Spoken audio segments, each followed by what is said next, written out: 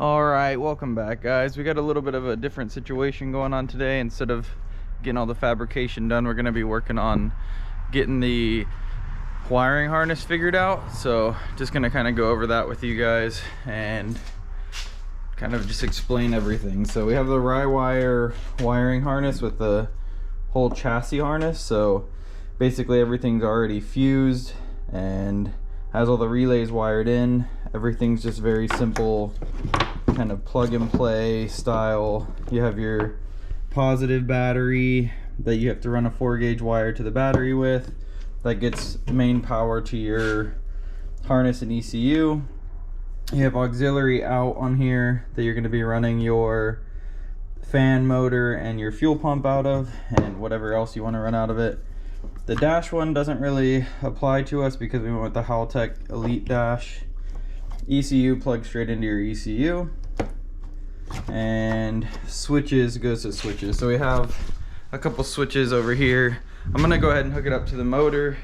I'll show you like step by step which wire goes where, but we have this switch panel here, and if I remember right from RyWire's wiring layout, it's your main power, your starter switch shows how you start the car, then you have fuel pump, fan, and extra, and then another extra. So we'll figure out wiring that up, but this is the main harness.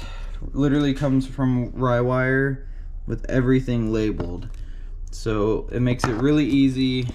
All of basically everything, it comes with extra wires, but everything has a label and everything has a place. So if you have a bare motor like I do, it kind of helps you figure out what you're missing. So I know just looking at the wires and looking at where they go, whenever we get them laid out, I know I'm missing a water temp sensor and an oil pressure sensor. So those are two things that I have ordered. And then everything else, we did get the intake manifold on, which is, it finally arrived. So it's just basically the normal intake manifold faces the other way. We got our throttle body on. It's a larger diameter throttle body.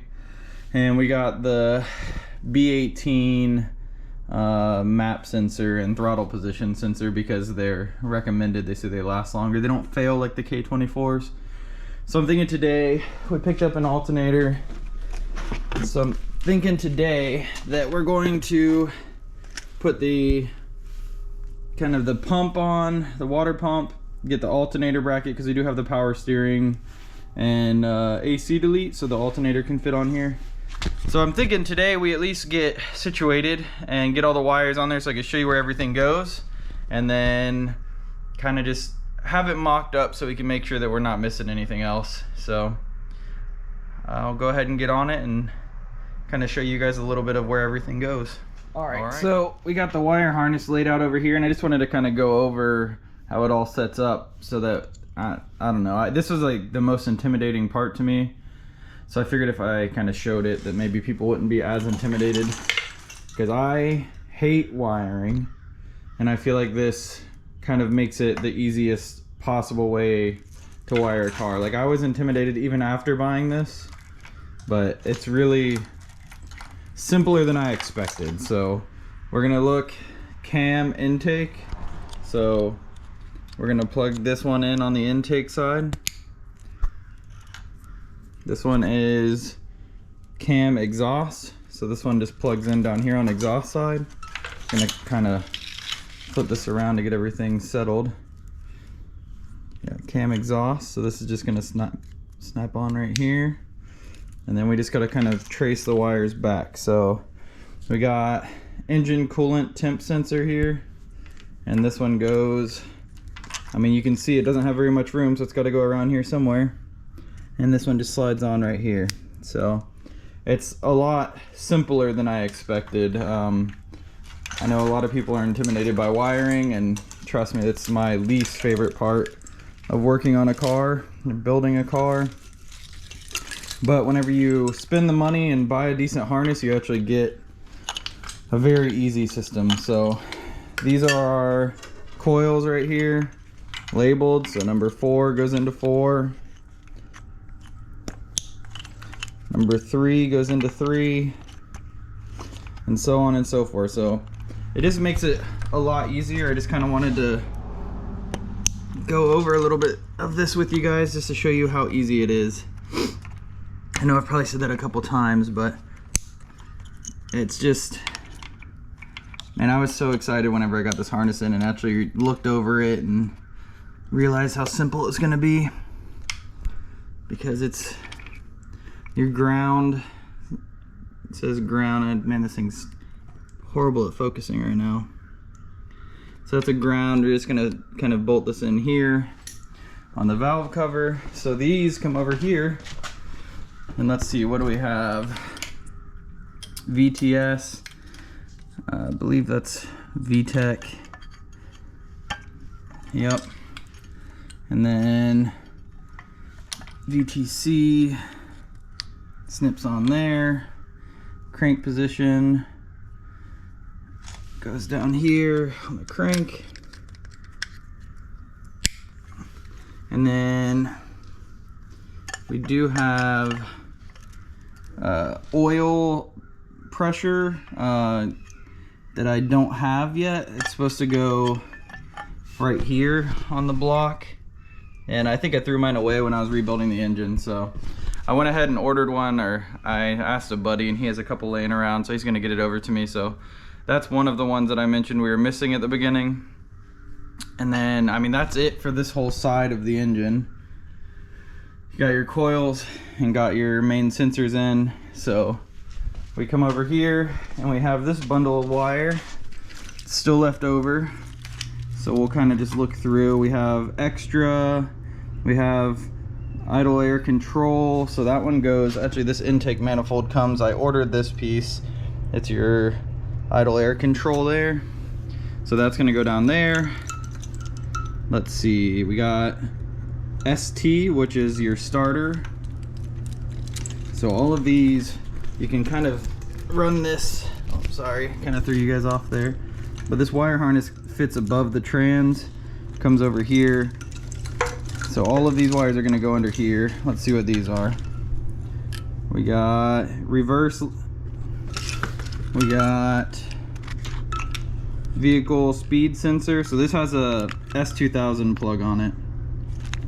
And I have a BMW transmission, so they even include the BMW plug. So I just have to splice those in. So there's only like 3 wires that we even have to touch on this thing to splice in. So it makes it very simple. So we got the the vehicle speed that we're gonna have to switch to a BMW, and then our fuel pump and our radiator fan are the only wires we're gonna have to even touch, and they include everything you need to pin it. So O2 sensor, so all of these go to the trans. So we'll stick these right here for the trans, and then let's find our injectors next. It looks like these are them. So we got our injectors, so number 4, 3, 2, and 1. So these literally just take up some of the slack. They just clip on here. So that's 1, number 2,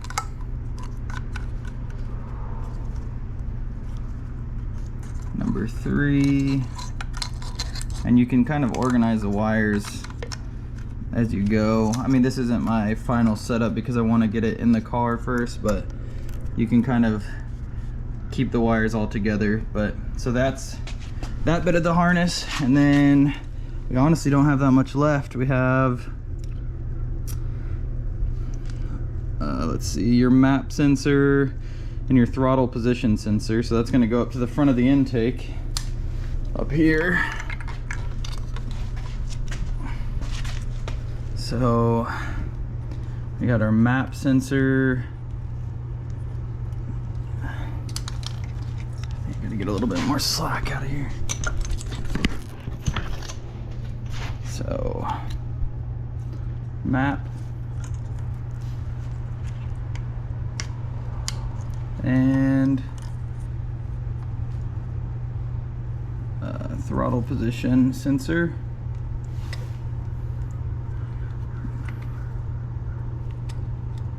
Did I grab the wrong one?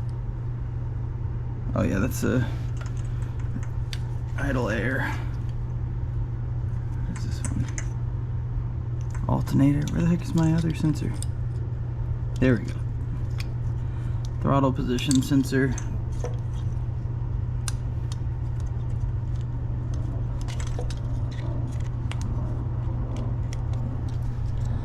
Throttle position. So map is right here. Had that in the wrong spot to start. There we go.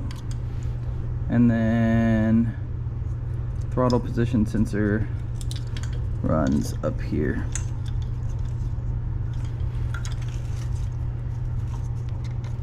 So literally just clips right in.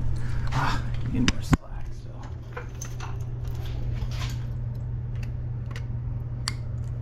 So there we go. So the only other things we really have are the idle air control that we're waiting on, the alternator, which we're about to put on. I have a nice little kit for it. This is your knock sensor right here. So this just slides on there. And then your starter switch. Starter goes on here. And obviously we're gonna do this a lot tidier whenever we do it, but the starter switch just pops on there. And then you have the idle air, like I said, left is gonna go up there. The alternator that goes here. Knock sensor connects. I gotta figure out what this one's for. It says H2O. On the diagram it says water pump sending unit to dash, so I'm not 100% sure on that one, but that's kind of the only one that I'm left with that I don't know. So we'll get that figured out and kind of get this thing all buttoned up. And the nice thing is, whenever we want to hook everything up, literally that, so I have the Haltech adapter, so that harness plugs into here, and then the Haltech harness has wires that plug into the Elite 1500, so everything just pops together. It makes it super easy. This fuse box connects to the wire. Now our switches are all wired in. It just makes it very easy. So I'm just really excited because this is my least favorite part of this whole build. The fabrication stuff I'm fine with. I am more willing to build and fabricate anything than I am to wire a car. So, but that's really it. We did get our nice billet flywheel for the BMW trans, but I forgot to order the flywheel bolts, so I ordered those.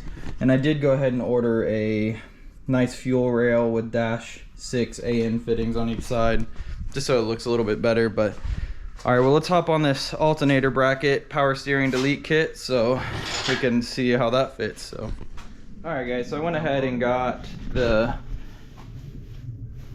K-tuned alternator relocation kit put on there. I still have to change out the pulley, but just wanted to throw it all together so we could finish the wiring harness. So we have the alternator plugged in, the knock sensors plugged in. The only wire that we don't have plugged in is the idle air control, which we ordered. It should be here soon. And the H2O sending unit. And the transmission, obviously, but we'll get that once we get it situated. So I ordered a bunch of parts. Like I said, waiting on the fuel rail. That'll make it look a lot nicer, cleaner up here. Waiting on the flywheel bolts. And we do have the full clutch kit and everything, so this should be about it.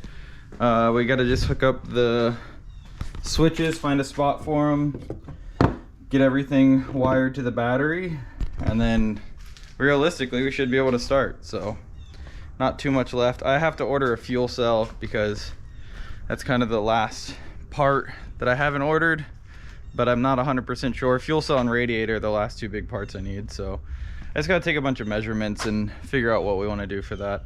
Figure out what size would fit the best and kind of go from there. So I think I'll take some of those measurements in my free time and order those parts, and then hopefully next week we'll be getting on to getting the engine in and maybe attempting to get it started.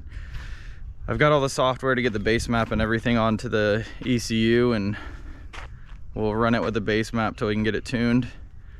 But that's about it for this week.